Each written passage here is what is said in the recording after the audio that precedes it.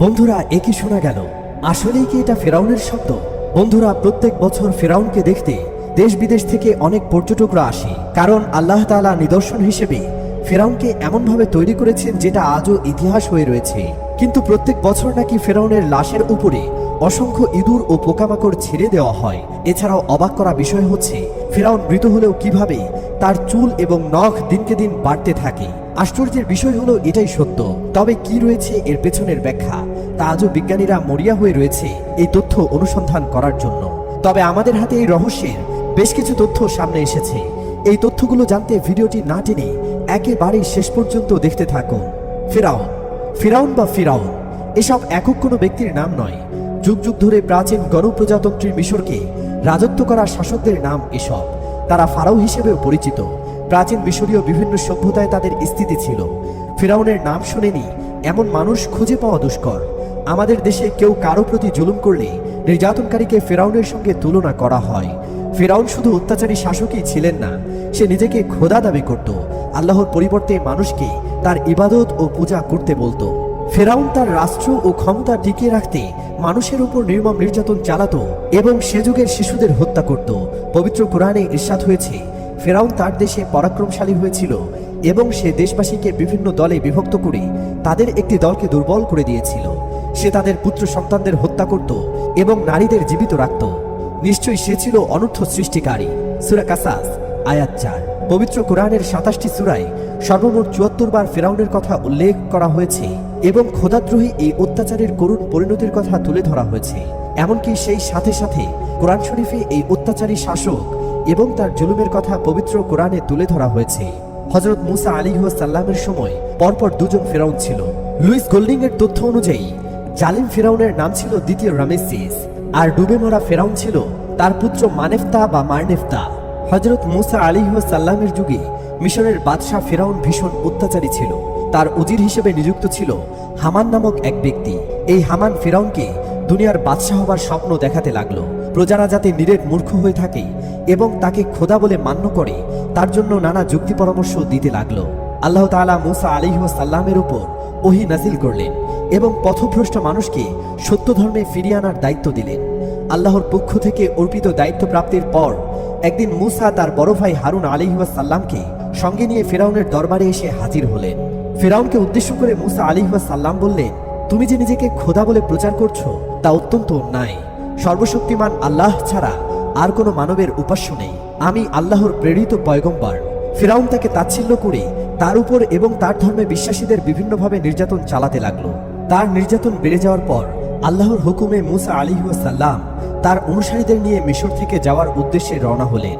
কোরআনে বর্ণিত কাহিনীগুলোর মধ্যে হযরত মুসা আলাইহিস সালামের যুগে জালেম অত্যাচারী বাদশাহ ফেরাউনের নাম বিশেষভাবে উল্লেখযোগ্য।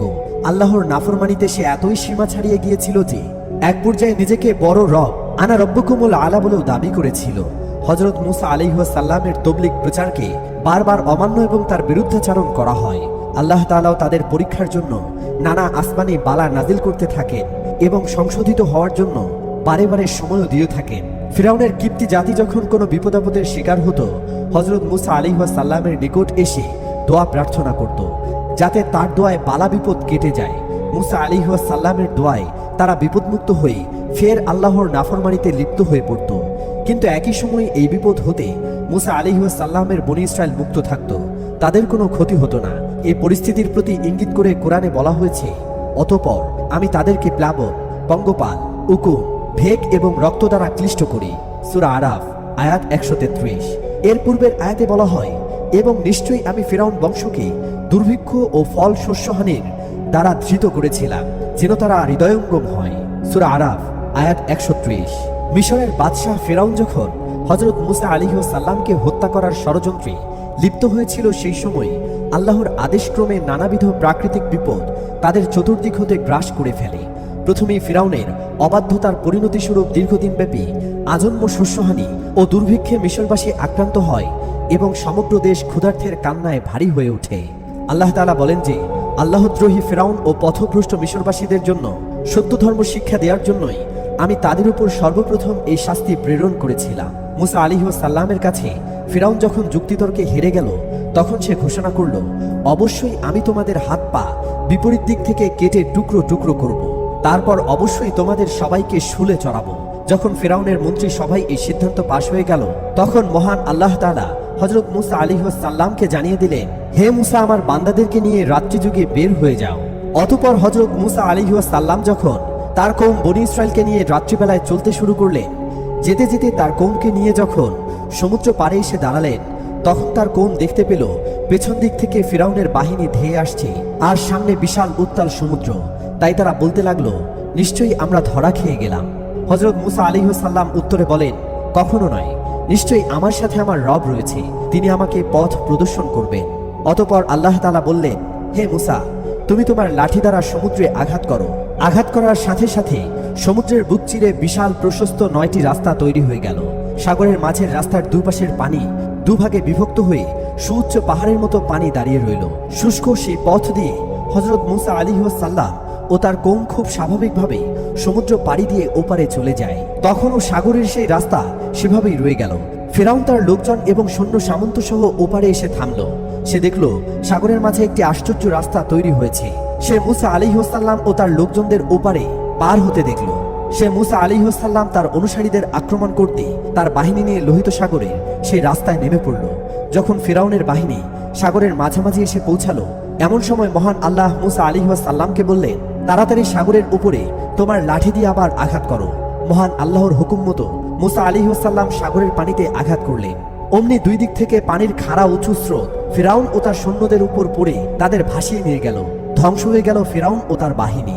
পবিত্র কোরআনে আল্লাহ তাআলা বলেন, ফিরাউন ও তার বাহিনী জমিনে অন্যায় অহমিকা প্রদর্শন করেছিল।